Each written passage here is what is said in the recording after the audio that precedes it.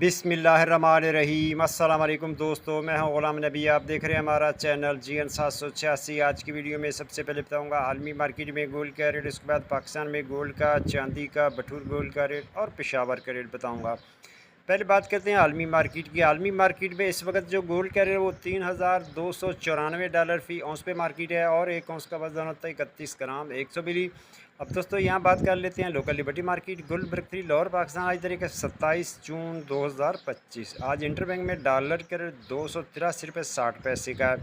उसके बाद आज के गोल्ड की रेट की बात करें तो 18 कैरेट फ़ी तोले का रेट ₹2,65,500 फ़ी तोला, 21 कैरेट फ़ी तोले का रेट ₹3,09,750 फ़ी तोला, 22 कैरेट फ़ी तोले का रेट ₹3,24,500 फ़ी तोला और 24 कैरेट गोल्ड का रेट जनाब ₹3,54,000 फ़ी तोला। जी हाँ, रेट दोबारा सुन लें। 24 कैरेट गोल्ड का रेट है ₹3,54,000 फ़ी तोला। चांदी है ₹3,520 फ़ी तोला और लोकल गोल्ड बटूर का रेट है जनाब 3,50,000 में सेल है। वापसी ख़रीदारी ₹3,49,000 फ़ी तोला। उसके बाद जनाब पेशावर में पक्के तोले का रेट ₹3,66,500 फ़ी पक्का तोला। मिलते हैं नेक्स्ट वीडियो में। अल्लाह हाफ़िज़।